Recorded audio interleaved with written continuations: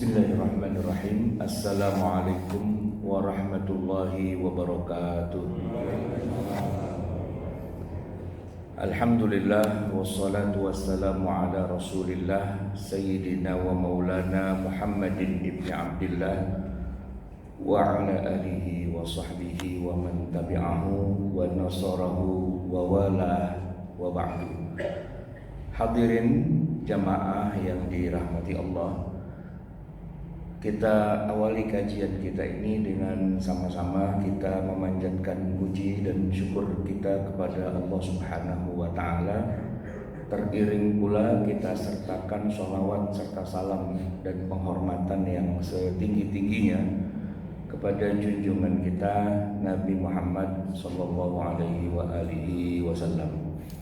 Hadirin jamaah sekalian, kajian kita hari ini akan membahas tema tentang Bani Israel atau yang biasa disebut dengan orang-orang Yahudi dalam interaksinya dalam Al-Quran dan juga dalam Sirah Nabawiyah. Jamaah sekalian, di dalam surat Al-Baqarah Allah Subhanahu wa Ta'ala memuji setinggi langit orang-orang yang disebut dengan istilah Bani Israel, yaitu ketika Allah berfirman, ya Bani Israel adhkuru ni'mati allati an'amtu alaikum wa anni faddaltukum 'alal 'alamin. Wahai Bani Israel, ingatlah. Ingat berarti ini sesuatu yang sudah pernah terjadi, dan di zaman Nabi Muhammad orang-orang Bani Israel itu hidup bersama Rasulullah. Al-Quran menyinggung mereka, berbicara tentang mereka, khususnya tentang masa lalu mereka. Ya Bani Israel adhkuru ni'mati allati an'amtu alaikum. Wahai Bani Israel, ingatlah nikmat-nikmat yang telah aku berikan pada kalian. Wa anni, dan bahwasanya aku, kata Allah, faddaltukum, melebihkan kalian, alal alamin, dari semua ras umat manusia. Faddaltukum. Nah, faddaltukum di situ kalau kita baca dalam kitab-kitab tafsir, kelebihannya itu banyak, tapi yang paling dominan itu ternyata begini, Pak. Allah itu kebanyakan memilih nabi dan rasul itu dari ras mereka, dari keturunan mereka. Jadi kita urutkan dulu dari bahasanya ya. Ya Bani Israel, wahai Bani Israel. Bani itu artinya anak-anak. Israel itu nama seorang nabi. Beliau itu adalah cucu dari Nabi Ibrahim, bapak para nabi dan rasul. Kita kalau mengingat sejarah 2000 tahun sebelum Masehi, kita mengenal tokoh sentral yang menjadi bapak tiga agama besar, yaitu Nabi Ibrahim alaihissalam.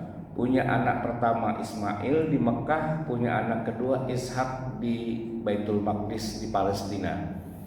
Nah, Ismail itulah yang nanti 26 abad kemudian melahirkan Nabi Muhammad, keturunannya. Tapi sepanjang Ismail sampai Muhammad itu kan gak ada nabi, gak ada rasul. Sedangkan dari anak kedua yaitu Ishak. Nah, Ishak ini anaknya Nabi Ibrahim yang kedua itu, dia punya anak. Anaknya tuh jadi nabi, Pak. Ishak itu punya anak namanya Yakub. Dan Yakub itulah nama Israel. Jadi Nabi Yakub itu nama lainnya adalah nama Nabi Israel. Nah, Nabi Yakub atau gelarnya adalah Israel itu kemudian punya anak yang juga jadi nabi. Nah, namanya yaitu Nabi Yusuf alaihissalam. Memang anaknya nggak cuma Yusuf, Pak, ada banyak. Adiknya Yusuf tuh yang paling bontot namanya Bunyamin. Tapi kakaknya yang paling tua, anak pertama, itu namanya Yahuda. Nanti nama Yahudi itu diambil dari Yahuda, gitu ya, anak pertamanya dari Israel. Maka kalau disebut ya Bani Israel, wahai anak-anaknya Nabi Israel, itu panggilan kehormatan karena dipanggil sebagai anak nabi kan, sama dengan Habib-habib zaman kita sekarang nih Pak, wahai zuriyah Nabi, gitu kira-kira. Disebut dengan nama kakek moyang mereka yang sangat mereka hormati, yaitu Israel. Nah, Israel itu adalah panggilan khas buat Nabi yang anak Nabi dan cucu Nabi, yaitu Nabi Yakub alaihi salam, 12 anaknya, Pak. Nah, masing-masing anak yang 12 itulah yang punya keturunan lagi yang banyak, yang nanti di zaman Nabi Musa, kan salah satu keturunan Nabi Musa itu Pak, yang ikut nyebrang melewati Laut Merah itu kan.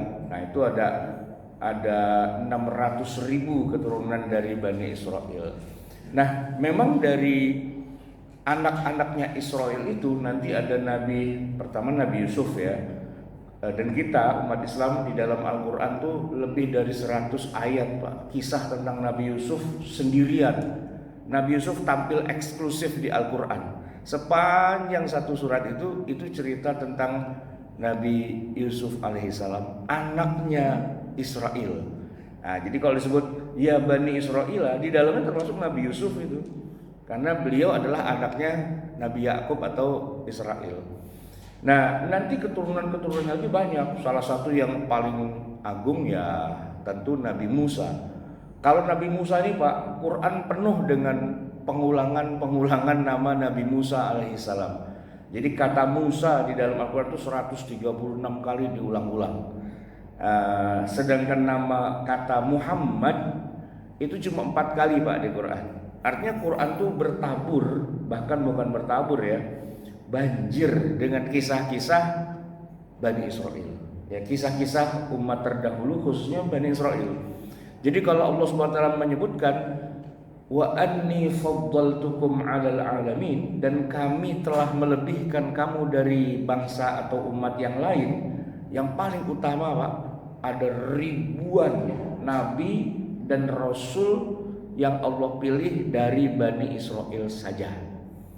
Bandingkan, Pak, dari anaknya Ismail. Ismail itu, Pak, punya anak terus sampai 26 abad, cuma satu doang nabinya, Nabi Muhammad SAW. Dan itu bangsa Arab. Bandingkan dengan Bani Israel, Arab mah gak ada apa-apanya, Pak. Itu emang ya sampai mereka menyebut bahwa keluarga kami Bani Israel ini adalah Sya'bullahil Mukhtar, bangsa yang Allah pilih. Jadi dia punya eksklusivitas gitu.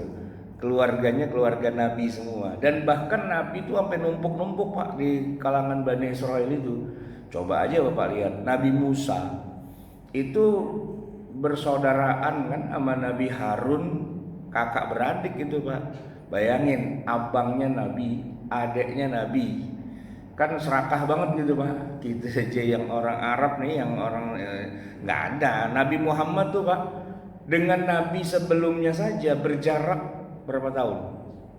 Dengan Nabi Isa itu berjarak, dan Isa tuh masih keturunan Bani Israel juga itu, Pak.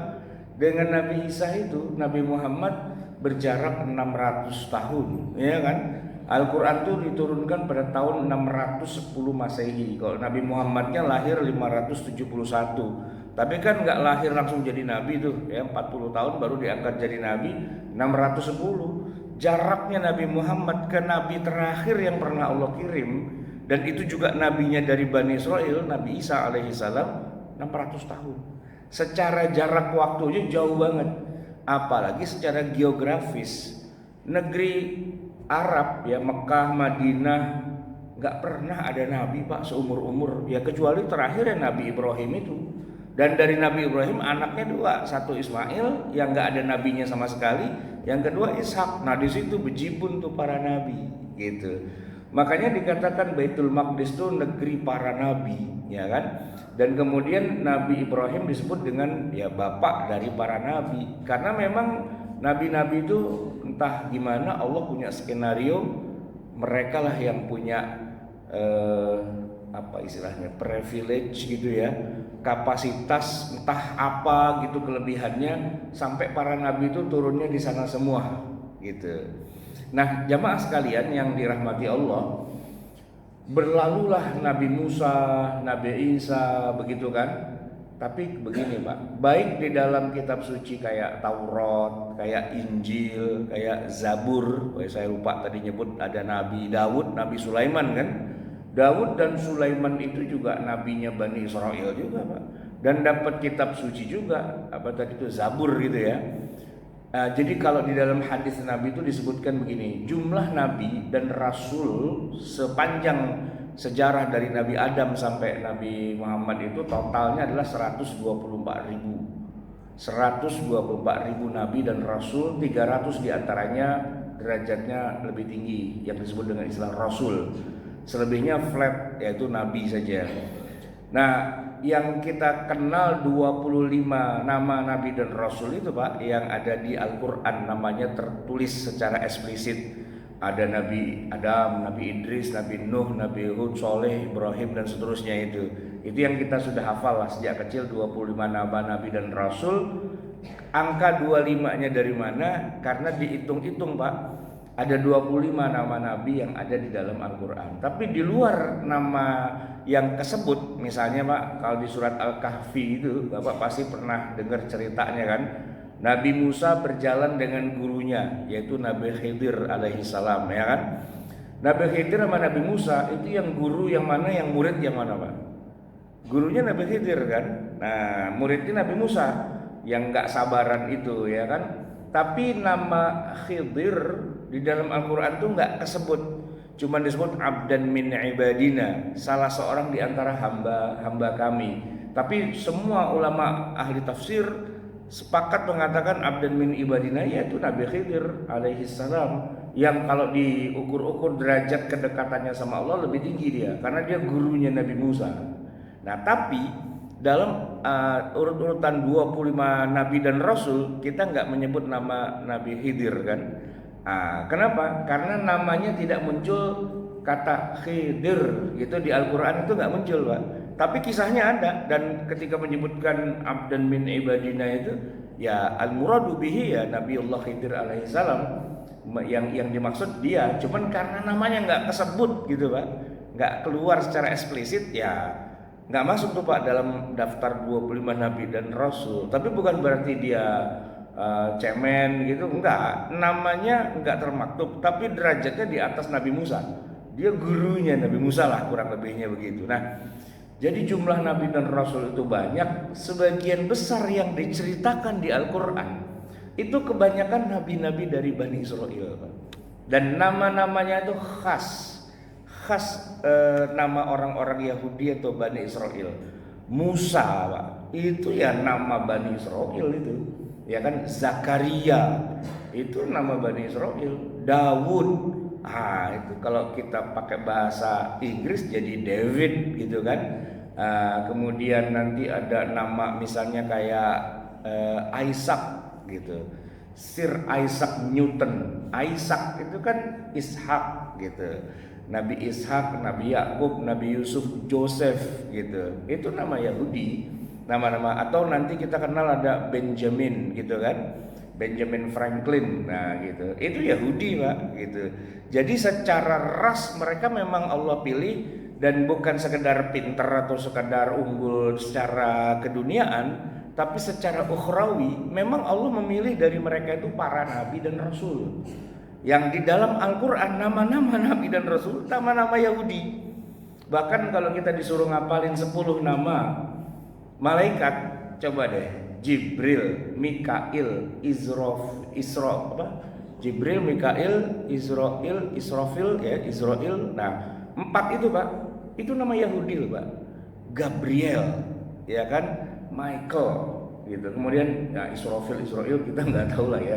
Tapi itu nama-nama khas mereka. Bahkan nama malaikat yang membawa wahyu kepada para nabi dan rasul, namanya itu.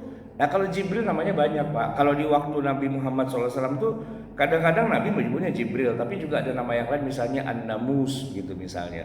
Tapi nama resmi yang lebih dipakai banyak itu ya Jibril. Disebutkan Qul man kana aduwwan li Jibrila wa Mikala.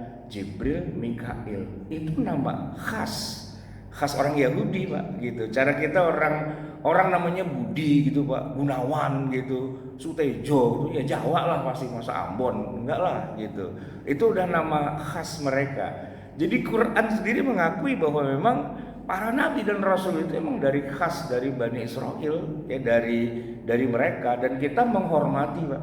Dibilang kita disuruh beriman kepada para malaikat, ya kan beriman sama Jibril, sama Mikail, sama Israel ya kan, beriman pada para nabi dan rasul, ya kan kita beriman pada Musa, pada Isa, Zakaria, Yahya dan seterusnya.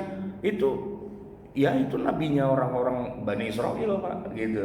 Justru kalau nabi yang orang Arab, nah yang pasti cuma Nabi Muhammad SAW saja. Mungkin ada beberapa ulama yang mengatakan bahwa Nabi Soleh itu orang Arab.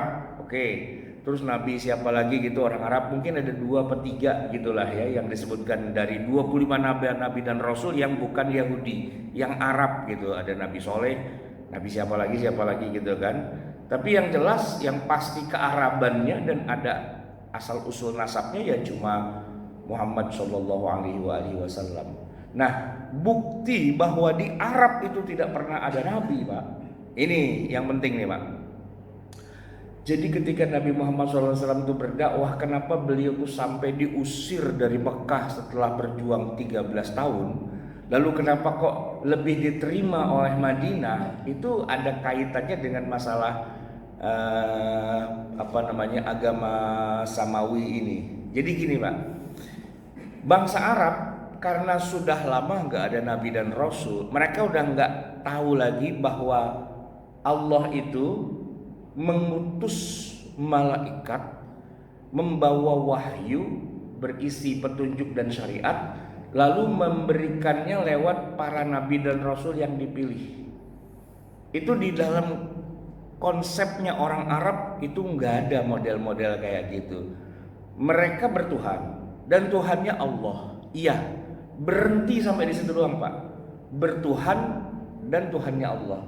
Tapi kalau Allah tuh punya banyak malaikat, lalu malaikatnya membawa wahyu dari Allah ke bumi, lalu di antara manusia di bumi ada yang diangkat jadi nabi, jadi rasul, itu no. Mereka nggak terima ada konsep-konsep kayak gitu. Apalagi kemudian nabinya membawa kitab suci dari Allah. Mereka bilang Allah tuh di langit. Kalau emang Allah mau memerintahkan manusia, ya ngomong aja langsung. Kenapa pakai perantaraan malaikat lah, nabi lah gitu. Lah kan Allah Tuhan. Kalau cuma maunya begini begitu, lah ngomong aja. Kita dengar langsung dari langit Allah berbicara, kan selesai. Kenapa pakai diutus-utus, ada nabi lah, ada malaikat dan sebagainya? Padahal nabinya cemen. Nabinya makan, minum, beristri, punya anak, jalan di pasar gitu. Lah, nabi kok kayak gitu? Harusnya kan langsung Allah bersuara dengan gaib gitu. Kalau emang Allah mau berbicara, kenapa nggak bicara langsung? Kenapa sebagai Tuhan yang menguasai alam semesta, cuman mau menyampaikan pesan aja pakai dititipin lewat ya nabi yang cemen-cemen kayak gitu? Masa Tuhan kayak gitu? Ya enggak lah. Allah itu maha besar. Kalau emang dia mau bicara kepada manusia, dia ngomong langsung aja, nggak pakai perantara segala. Gitu Pak, cara berpikirnya orang Arab. Sama satu lagi Pak, yang parah orang Arab. Karena udah lama nggak ada nabi dan rasul, mereka juga nggak tahu tentang adanya kehidupan setelah kematian.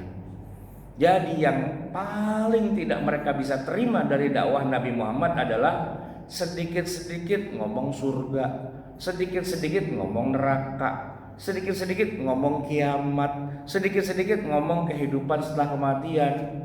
Bohong itu semua, ngayal. Orang kalau udah mati ya matilah jadi tanah.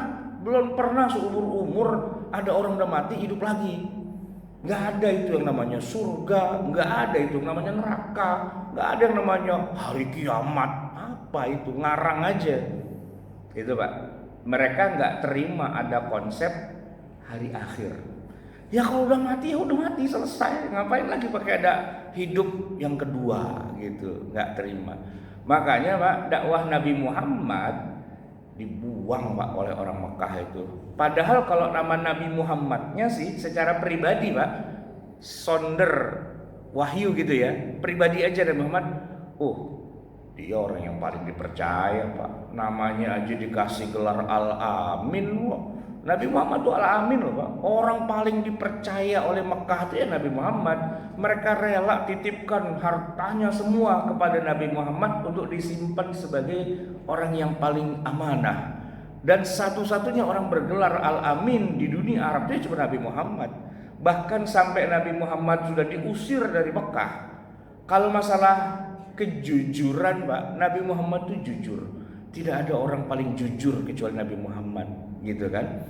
Makanya ketika Nabi Muhammad SAW mengumpulkan orang-orang Quraisy, bisa loh Pak, seorang Nabi Muhammad tuh ngumpulin kabilah-kabilah Quraisy, ya kan, dan Nabi berpidato di depan mereka. Lalu Nabi bilang, wahai Quraisy, kalau di balik gunung-gunung Mekah ini, saya bilang di situ ada beribu-ribu pasukan mau menghancurkan kita Ka'bah jilid 2. Kan dulu pernah waktu Nabi lahir kan Abraha itu kan mau ngancurin Ka'bah gitu kan. Kalau saya bilang sekarang ada lagi pasukan mau ngancurin Ka'bah, mau nyerang kita, apakah kalian percaya? Percaya, semua percaya Pak. Karena seorang Muhammad tuh nggak mungkin bohong. Dia terkenal Al-Amin, begitu. Tapi ketika Nabi bilang, ketahuilah bahwa nanti akan ada hari kiamat. Enggak. Kalau kiamat enggak, kalau akhirat enggak, surga, neraka, ngayal tuh orang, gitu. Makanya Nabi Muhammad dituduh sebagai pertama orang gila, ya kan? Yang kedua disebut orang yang ya orang bodoh, gitu ya. Macam-macam lah tuduhan-tuduhan kepada Nabi Muhammad karena mereka nggak terima konsep bahwa ada hari akhir gitu. Makanya Nabi Muhammad tuh kalau ngomong kepada para sahabat selalu ngomongnya gini, man kana yu'minu billahi wal yaumil akhir. Pasti begitu. Kenapa? Karena orang Mekah 100% tuh gak ada yang percaya dengan adanya hari akhir. Mulai dari hidup sesudah mati, orang dikuburin, terus ada alam barzah, alam kubur, gak percaya. Terus nanti ada kiamat, gak percaya.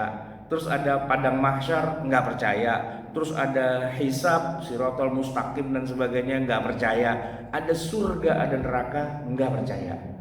Nah, sehingga orang-orang yang nggak percaya dengan itu semua kafir lah. Bagaimana dengan orang-orang Bani Israel Yahudi? Apakah mereka percaya dengan itu semua? Ya justru mereka gurunya Pak, mereka suhunya. Ya emang dakwah para nabi dan rasul emang apa kalau nggak ngajarin tentang akhirat, tentang surga, neraka dan sebagainya. Jadi jamaah sekalian yang dirahmati Allah, Nabi Muhammad SAW satu-satunya orang yang mendakwahkan agama samawi bahwa akan ada kehidupan akhirat dan sebagainya, satu-satunya di negeri Arab. Dan tidak ada seorang pun dari orang Arab yang percaya pada dakwah Nabi.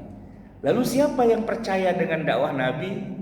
Ya Yahudi Pak. Orang-orang Bani Israel itu mereka mengatakan begini, Muhammad itulah benar-benar seorang nabi dan rasul. Dialah agen perubahan kita. Dialah wujud dari dikabulkannya doa-doa kita selama ini. Allah tuh selalu dalam kitab suci mengatakan akan ada nabi terakhir, akan ada nabi terakhir yang akan Allah utus. Cuman siapa dan bagaimana itu belum ketahuan gitu kan. Nah, jadi jamaah sekalian, Palestina lawan Arab. Orang-orang di Palestina agamanya ya agama samawi semua karena dibawa oleh para nabi dan rasul. Tapi kalau udah ketemu orang Arab nggak cocok Pak, mereka ribut. Kata orang Arab, apa-apaan lo, orang udah mati hidup lagi, ngayal aja lo, gitu Pak. Kata orang Palestina, ya Allah tuh menciptakan dunia dan menciptakan akhirat. Ada surga, ada neraka. Kalau kita mati, ya kan, sebenarnya kita cuma pindah alam doang, dari alam dunia ke alam akhirat. Ada alam barzah di tengah-tengahnya. Itu kata orang-orang Palestina. Berdasarkan agama-agama samawi kan, Pak, mulai dari debat biasa sampai akhirnya angkat senjata perang. Jadi perang orang Palestina melawan orang Arab itu dari dulu Pak, udah perang mereka dan nggak berhasil Pak. Orang-orang Yahudi Bani Israel perang sama orang Arab, kalah lah intinya gitu Pak. Sehingga mereka akhirnya ya cuma bisa merenungi nasib aja. Allah kok gitu banget ya, ada bangsa yang keras kepalanya sekeras batu karang, nggak mau percaya bahwa Allah itu menurunkan agama dan syariat dan kitab suci dan sebagainya, yaitu orang Arab gitu, keras banget kepalanya gitu kan. Nah disitulah mereka lalu berdoa, ya Allah, kalaulah memang benar Engkau akan menurunkan Nabi yang terakhir, kami minta ya Allah turunkannya di Arab aja. Biar apa? Biar orang Arab nyahok, ya, biar dia ribut sendiri. Karena apa? Nabinya pasti akan mendakwahi seperti yang kita dakwahi. Kalau kita yang dakwah, orang Arab kagak mau, dan kita perang kita kalah. Nah sekarang ya Allah turunkan Nabi terakhir tuh di Arab, di pusatnya Arab, di Mekah gitu. Dan itu doa terkabul, Pak. Allah turunkan Nabi Muhammad SAW di tengah gurun pasir Arabia. Satu-satunya orang yang percaya bahwa ada akhirat setelah dunia ini ya Nabi Muhammad. Nah jadi Pak, akhirnya keributan antara Yahudi dengan Arab berhenti nih Pak. Kenapa? Yang sibuk Arab lawan Arab, Nabi Muhammad lawan kaumnya sendiri, perang gitu.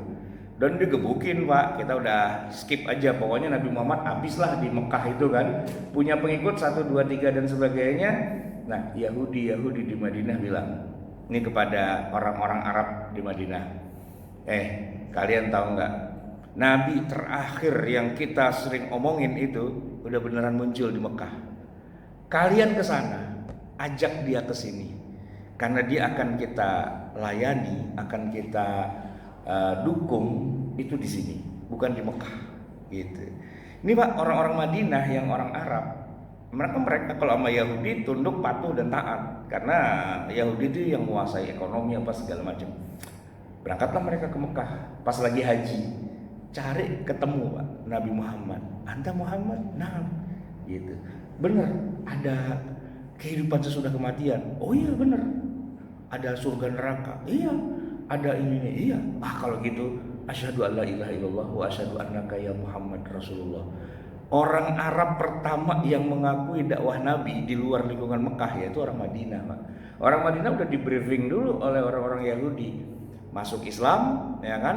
Tahun depan 12 kepala suku Madinah udah masuk Islam dan menyatakan baiat pada Rasulullah di Aqabah, di samping tempat melontar jumrah itu Pak. Tiap tahun kan ada event haji walaupun masih jahiliyah. Dan mereka menyampaikan invitation, wahai Nabi Allah, yuk kita nyingkir aja yuk dari Mekah ini, emang susah nih orang di sini. Kita ke Madinah. Di sana ada Bani Israel, ya, keturunan para nabi dan rasul yang mengimani Anda dan menyatakan memang akan ada nabi terakhir. Kami ini disuruh oleh mereka, suruh menjemput Anda di sini. Yuk pindah ke Madinah.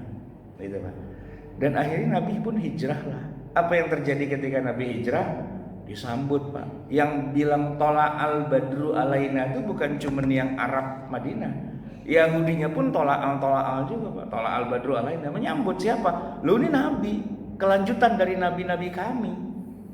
Dan ternyata jamaah sekalian yang dirahmati Allah, syariat Islam yang turun di Mekah itu Pak juga belum sempurna amat. Kalau dibandingkan dengan syariat Islam yang Allah turunkan lewat Taurat, itu masih lebih lengkap Taurat daripada Quran saat itu.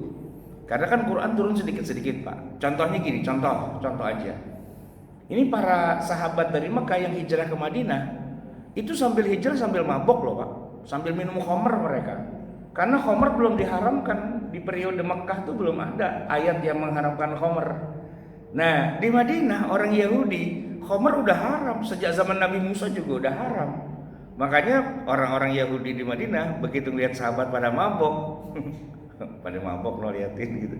Ya agamanya dia belum sempurna, baru juga ribut mulu sama sesama tetangga gitu kan. Syariatnya belum turun semua. Makanya terjadi dialog gitu. Yaitu para sahabat tanya sama Rasul, "Ya Rasul, emang khamr haram ya?" gitu. "Emang kenapa?" "Enggak, itu saudara-saudara kita pemeluk agama Yahudi yang membaca kitab Taurat, kitab suci itu dari Allah itu, mereka bilang itu haram ya Rasul." Iya sih, tapi kita belum disuruh meninggalkan khamr. Makanya ada ayat tuh Pak di dalam bunyinya begini. Yas'alunaka 'anil khamri wal maisir. Mereka para sahabat bertanya kepadamu wahai Muhammad tentang hukumnya khamr dan judi. Jawablah, qul fihima itsmun kabir. Di dalam khamr dan judi ada dosa besar, tapi juga ada manfaat yang banyak. Wa manafi'u linnas gitu. Jadi Pak, syariat Islam yang turun lewat Quran ini belum sempurna saat itu. Kalau dibandingkan dengan Taurat, lebih sempurna Taurat gitu. Sehingga dalam beberapa hal orang Yahudi membanggakan, syariat kami lebih lengkap. Kalian tuh ya istilahnya baru beginner lah gitu ya kan.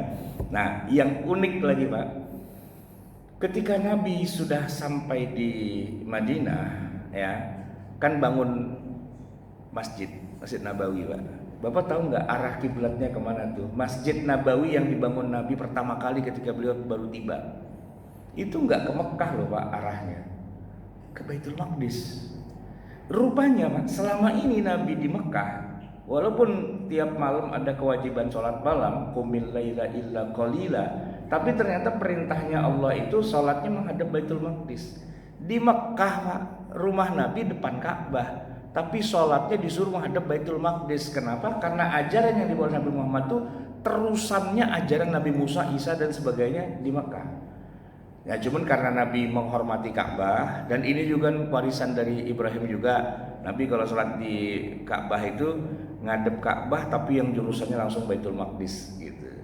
Nah cuman begitu Nabi udah hijrah ke Madinah, nggak bisa tuh double gitu, karena Mekah di belakang, Baitul Maqdis di depan.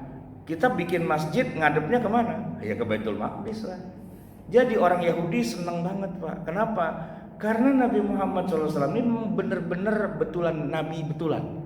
Buktinya sholatnya itu menghadap ke kiblatnya kita.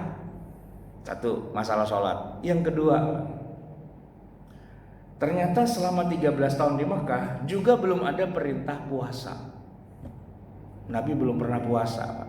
Ya, cuman sholat 5 waktu aja, itu kan belum lama. 6 bulan sebelum hijrah baru ada Isra Mi'raj gitu kan. Nah puasa itu Nabi nggak ada. Begitu sampai di Madinah, orang Yahudi udah lengkap itu syariatnya. Mereka puasa setiap tanggal 10 bulan Muharram, yang disebut kita puasa Asyura. Nah bahkan Nabi belajar nanya, 10 Muharram kalian puasa itu gimana ceritanya?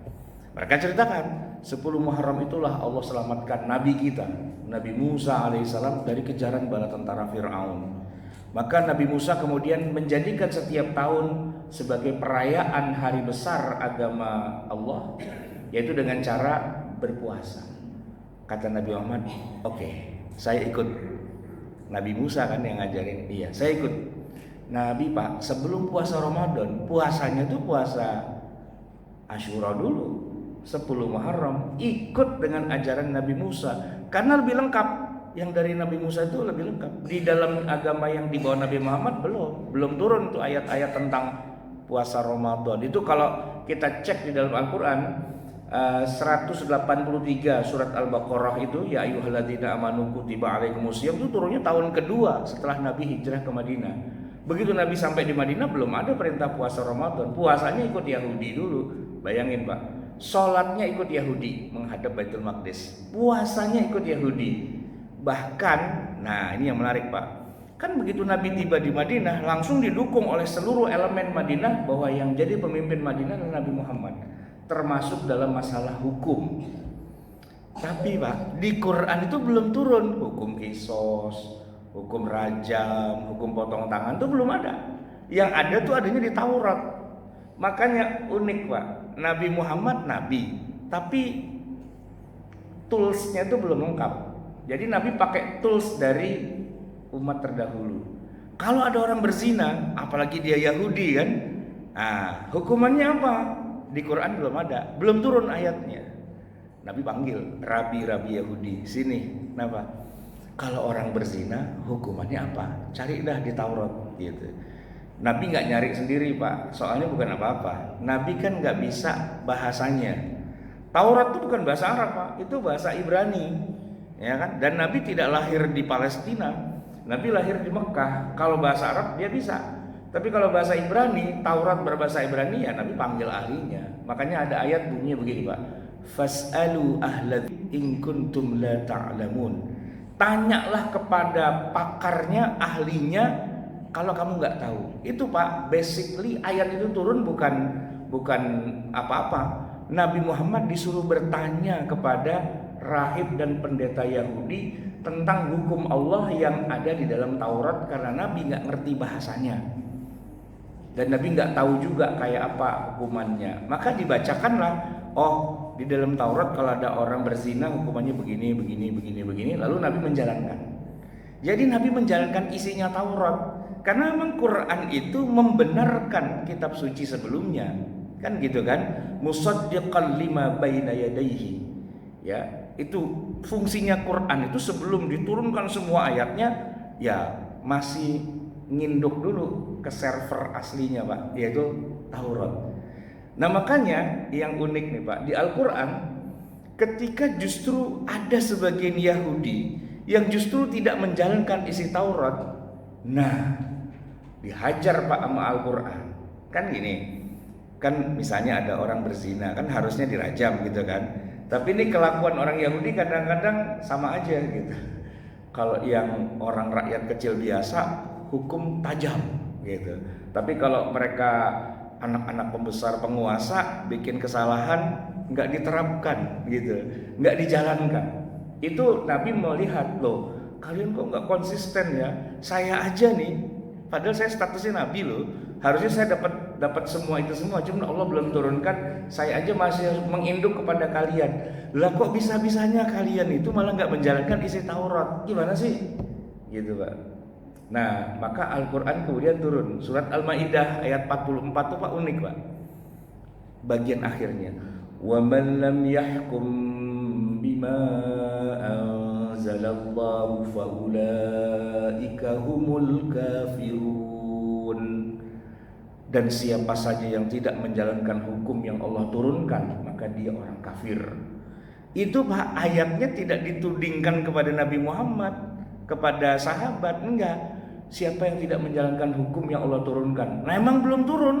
Di dalam Al-Quran belum ada ayat-ayat kutiba alaikumul qisas, itu belum turun. Yang ada qisas itu di Taurat Pak.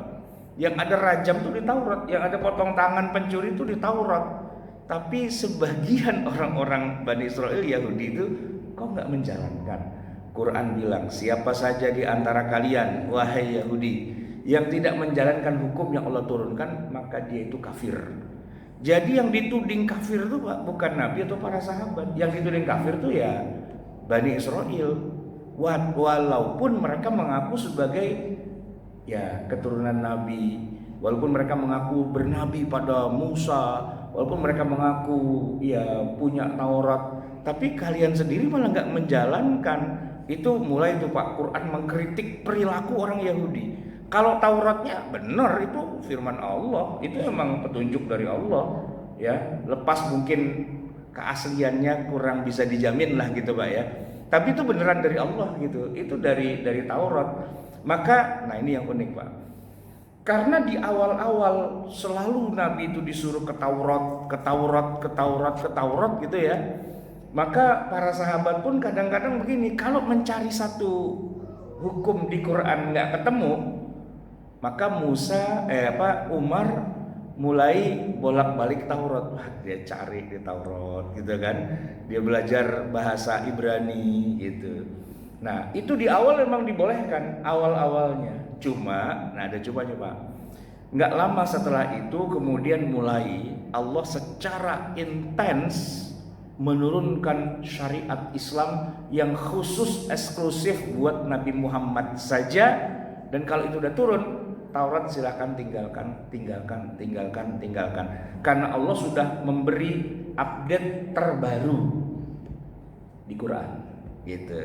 Mulai dari kiblat dulu Pak, ya kan? Qad nara taqalluba wajhika fis sama' falanuwalliyannaka qiblatan tardaha fawalli wajhaka syatral masjidil haram. Yahudi tiba-tiba geger Pak. ada apa Muhammad? Tiba-tiba Masjid Nabawi dibalik arahnya.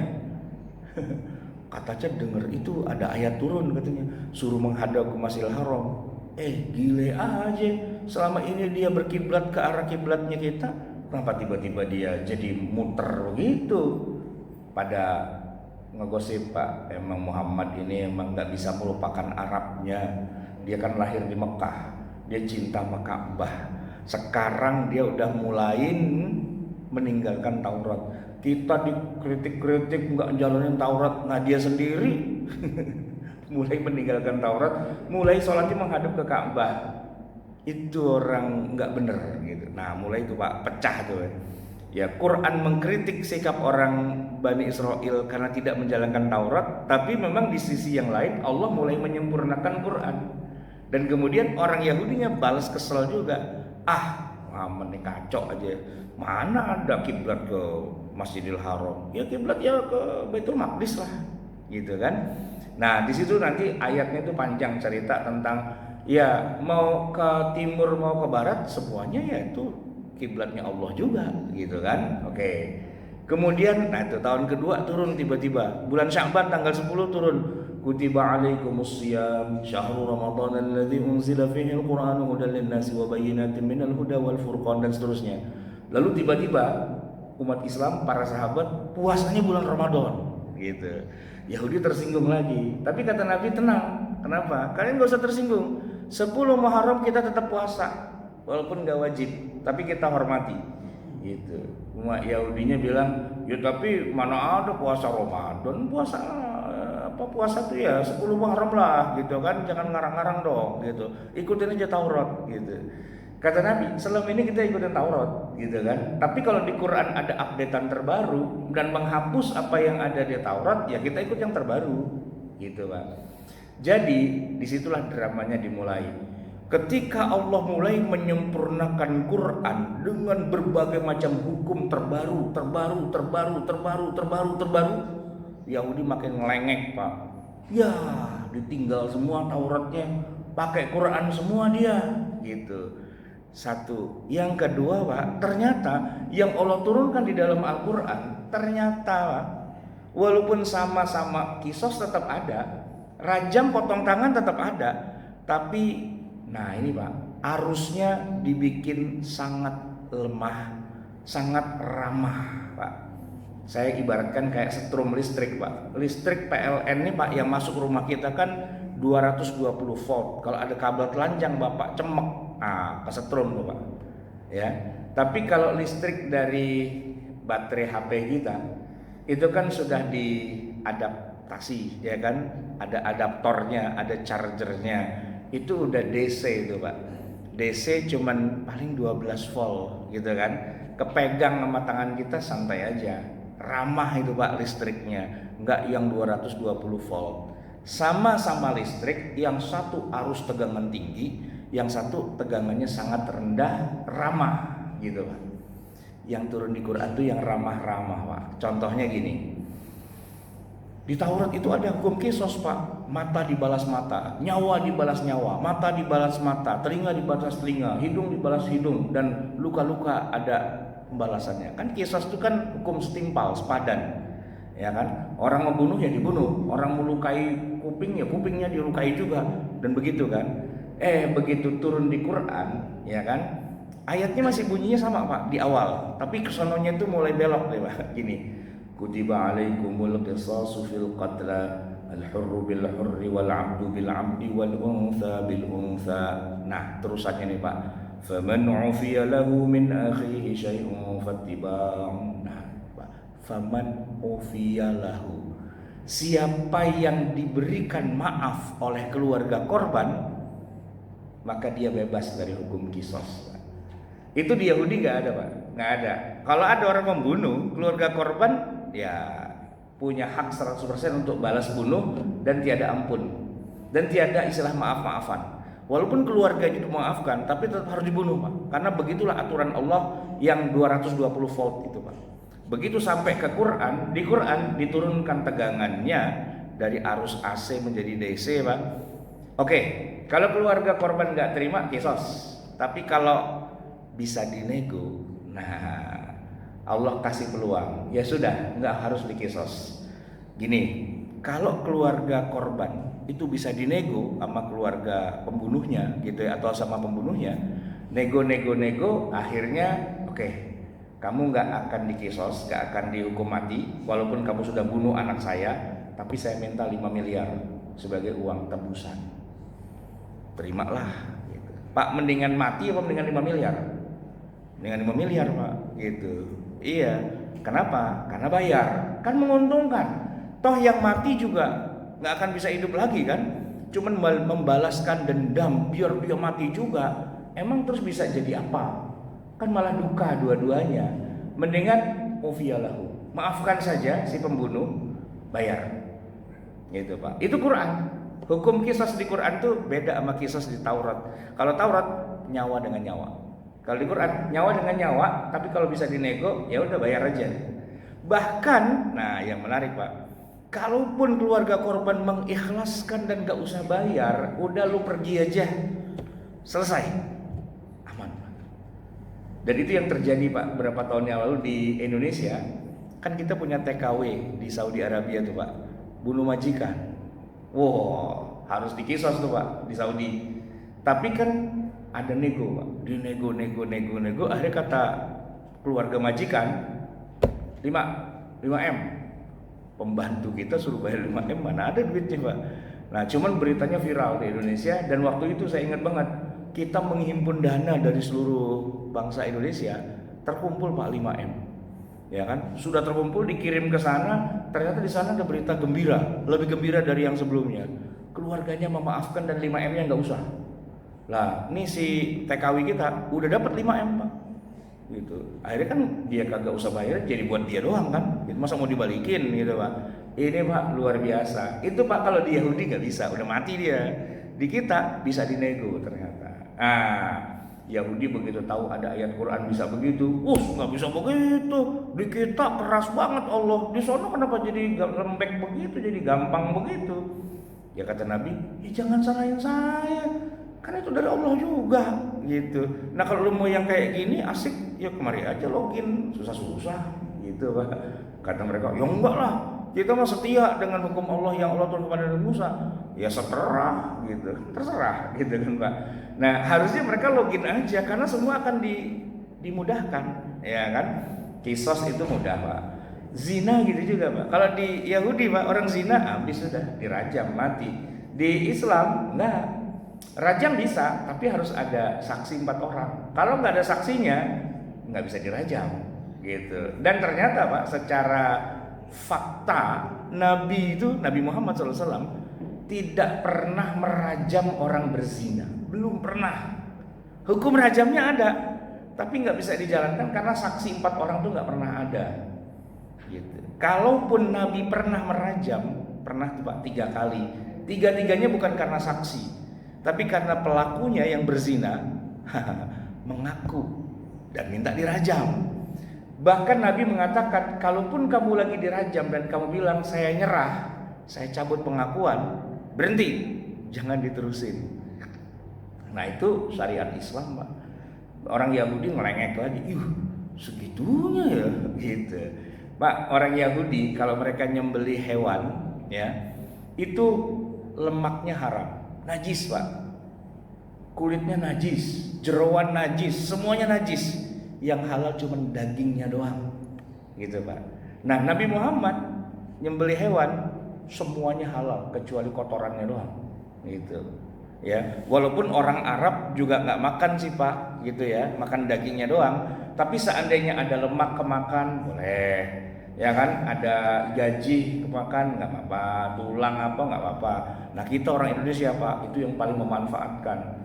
Kita nyembelih sapi Pak, dari ujung moncong paling depan, cingur sampai paling belakang buntut, habis Pak sama kita semua. Ya kan, jeroan-jeroannya dimakan, kakinya jadi makan Pak, gitu kan. Orang Arab sih masih rada-rada gitu kan, tapi kalau kita mah dimakan. Makanya unik Pak, pernah kan dengar cerita gini, Nabi Muhammad dimusuhin banget sama pamannya Abu Lahab, masih ingat kan Pak ya?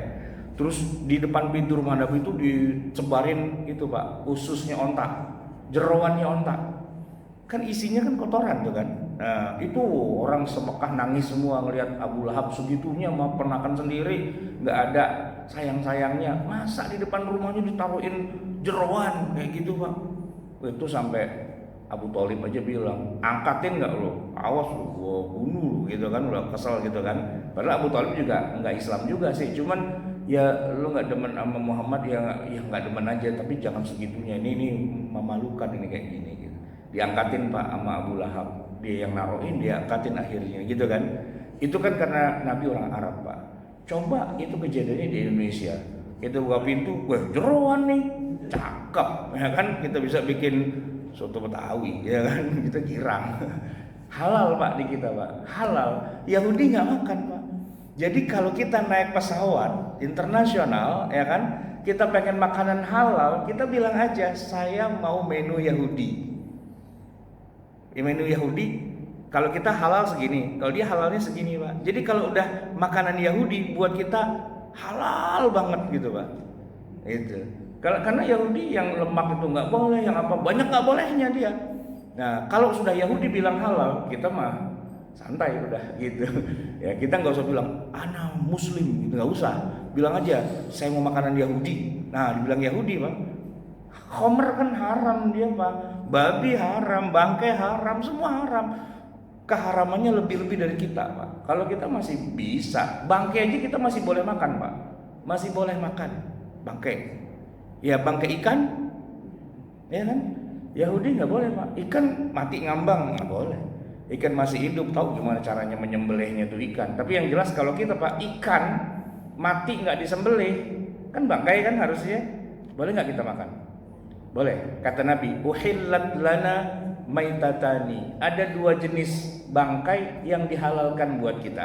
Yahudi nggak halal Pak, buat kita halal. Yaitu apa? Ikan mati terdampar di pantai, Yahudi nggak boleh makan Pak, nggak boleh. Dia mesti hidup dulu, lalu disembelih. Gimana caranya tahu? Nah kalau kita suruh nyembelih ikan ribet Pak. Mana ikan teri 2 kilo, gimana nyembelihnya gitu kan? Susah. Nah kita tuh makan kayak gitu-gitu Pak. Jadi Allah kasih keringanan. Wih ringan banget. Hari Jumat Pak, ini unik Pak. Orang Yahudi kalau udah hari Sabtu Pak, mana boleh dia kerja keluar rumah. Dia harus masuk ke dalam rumah ibadah. Kalau sampai dia kerja, laknat azab langsung kontan turun Pak. Ya, kan Quran menceritakan Ashabus Sabti. Dia nyari ikan tuh Pak. Sebenarnya sih nggak nyari ya, masang jaring doang gitu loh. Hari Sabtunya mereka tetap ibadah, masang jaringnya hari Jumat Pak. Hari ibadahnya kan hari Sabtu, Jumat sore dia pasang jaring, Sabtu dia ngaji deh. Ya pokoknya dia ibadah lah gitu kan. Hari Minggu dia panen, gitu doang Pak. Sebenarnya kan nggak kena pasal apa-apa gitu. Tapi Allah murka Pak. Itu satu kampung berubah jadi monyet, 3 hari kemudian mati semua Pak. Ya kan? Kita orang Islam hari Jumat Pak, keluyuran, boleh nggak Pak? Boleh, kecuali udah azan baru kita suruh masuk masjid.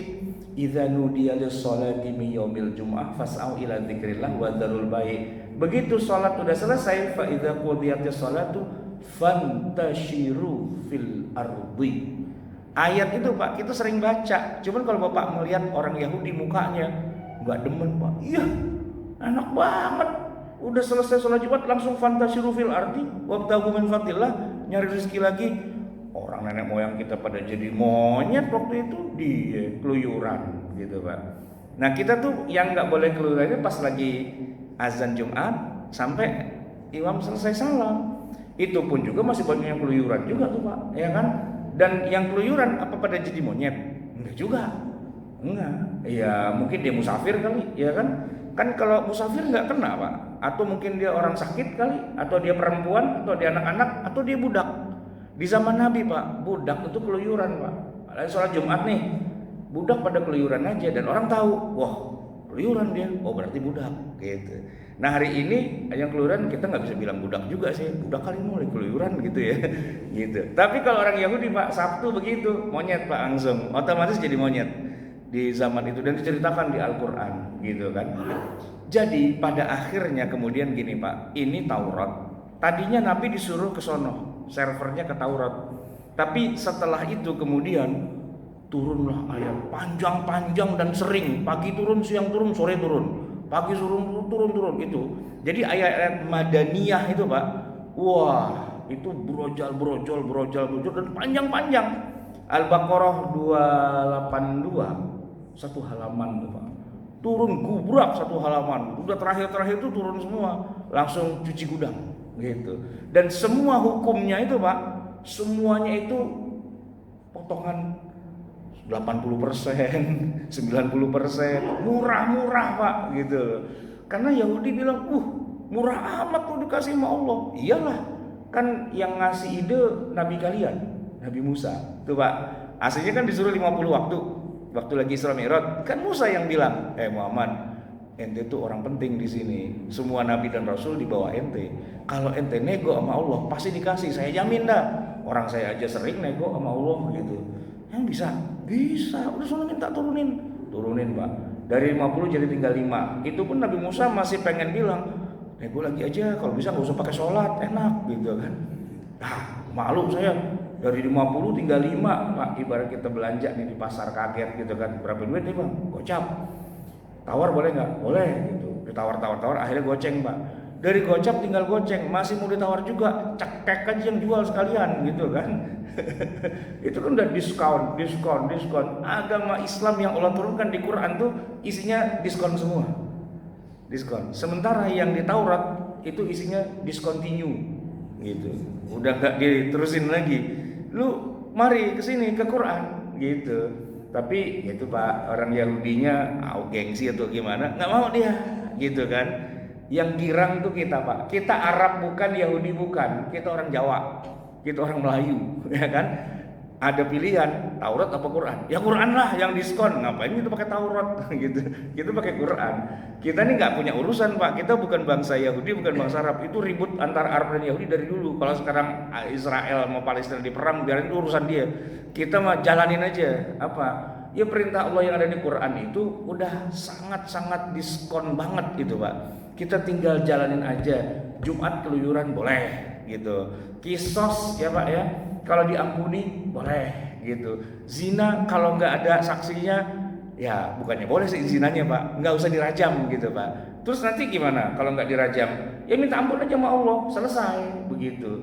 Jadi udah banyak diskonnya nih kita sebenarnya, ya kan? Cuman kalau Yahudi emang enggak gitu. Mereka agak berat memang. Jadi kesian juga sih mereka. Harusnya mereka ikut Nabi Muhammad. Ada orang-orang Yahudi di Madinah yang masuk Islam tuh ada Ka'ab al-Ahbar gitu ya. Ada Abdullah bin Salam, tapi enggak semuanya.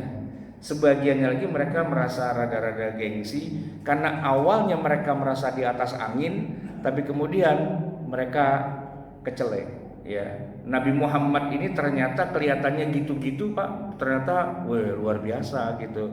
Jadi mereka merasa ya digocet lah, kayaknya dia ngelihat kita sen kanan belok kiri gitu Pak, ya kan kelihatannya. Jadi akhirnya ya mereka nggak pada masuk Islam. Tapi nah gini Pak, Yahudi di Madinah pecah dua Pak, antara mereka yang ya pecah tiga lah ya, antara mereka yang masuk Islam dengan yang enggak. Kalau yang masuk Islam sudah aman.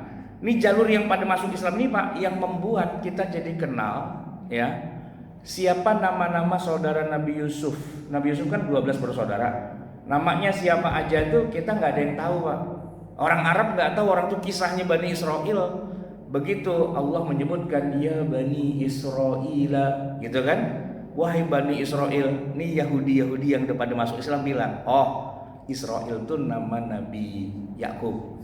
Bani Israel itu anak-anaknya yang 12. Namanya pertama Yahuda, yang kedua Fulan, terus Yusuf anak ke-11, adiknya lagi namanya Bunyamin.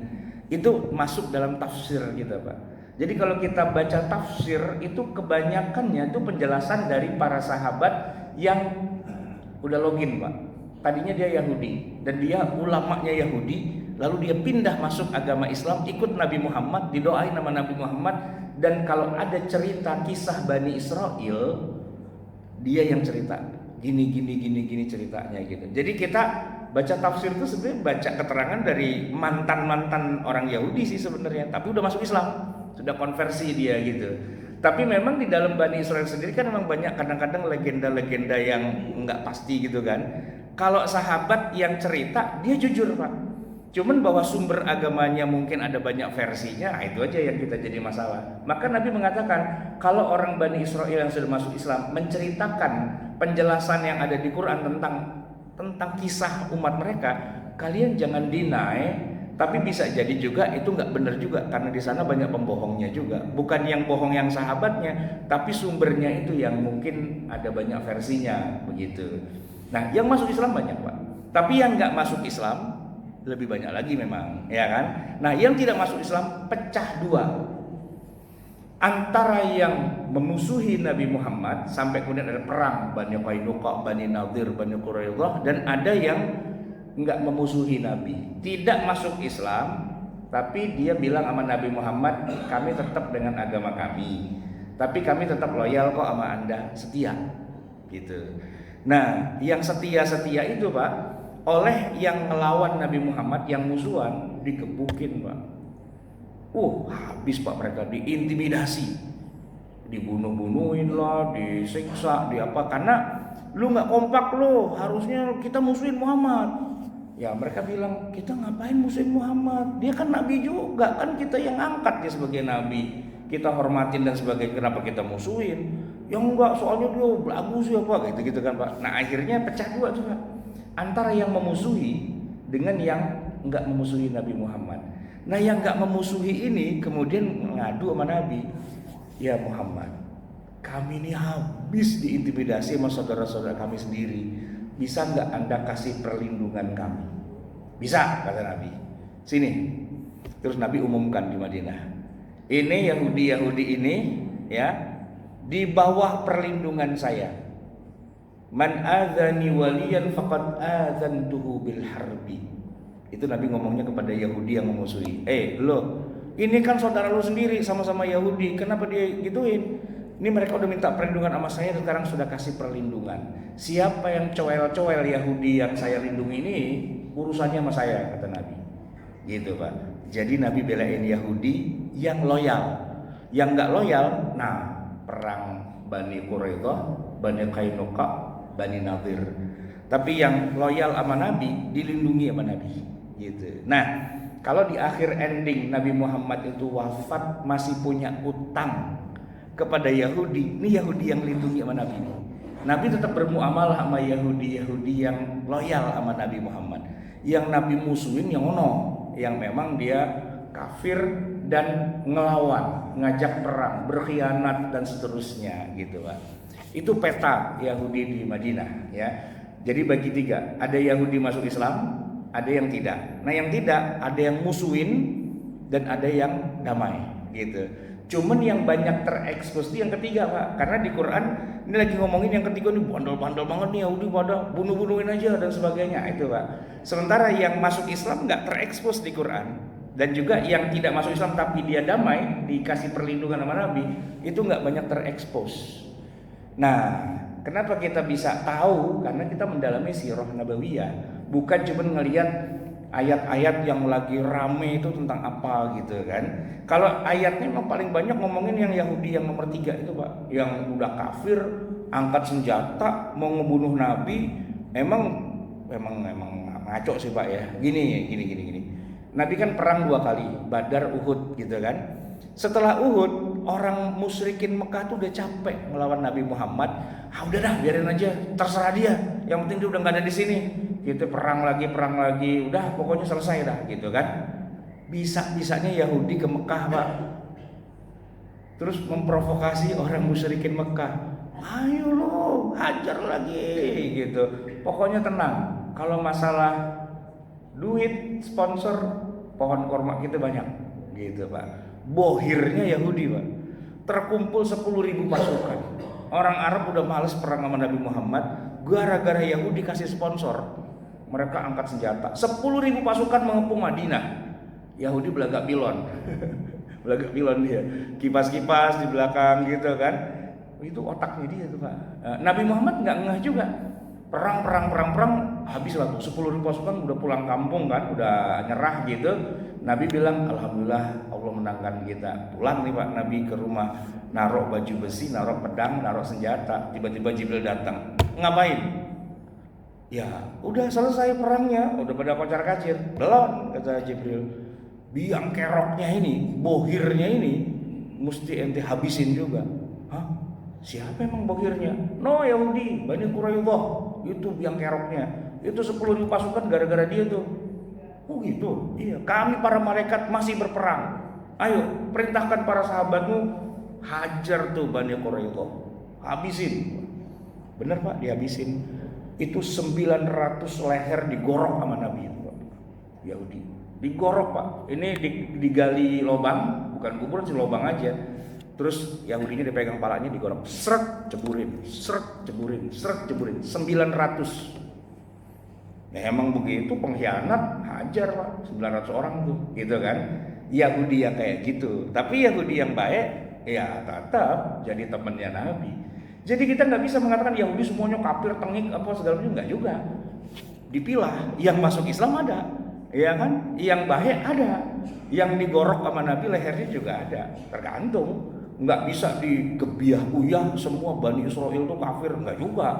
Apalagi dulu kalau Bani Israel zaman dulu kan Nabi Musa, Nabi Isa, orang-orang yang soleh semua, orang baik semua, ya kan? Nah maka kita harus teliti gitu ketika membaca ayat Al-Quran. Ini Yahudi yang mana nih? Gitu. Sama dengan kafir Quraisy gitu. Saya tuh Pak agak nggak enak kalau bilang kafir Quraisy, karena nggak semua orang Quraisy itu kafir Pak. Tahu nggak kenapa? Ya kan Nabi Muhammad Quraisy, Abu Bakar, Umar, Utsman, Ali kan semuanya Quraisy gitu. Jadi kalau kita bilang musyrikin Mekah gitu Pak, jangan bilang kafir Quraisy gitu. Iya sih, yang orang Quraisy yang kafir ada tuh Abu Lahab, Abu Jahal, Abu Sufyan, itu kafir gitu kan. Tapi Abu Bakar, Umar, Utsman, Ali itu Quraisy juga. Nah jangan kita angkat Quraisynya, tapi musyrikinnya gitu kan. Nah Yahudi gitu juga, Yahudi yang baik, yang beriman, yang masuk Islam, yang konversi banyak. Nah, yang enggak beriman tapi damai ada. Nah yang muqatil, yang berperang berjihad melawan umat Islam ada juga gitu Pak. Dan itu berlaku di sepanjang zaman gitu Pak.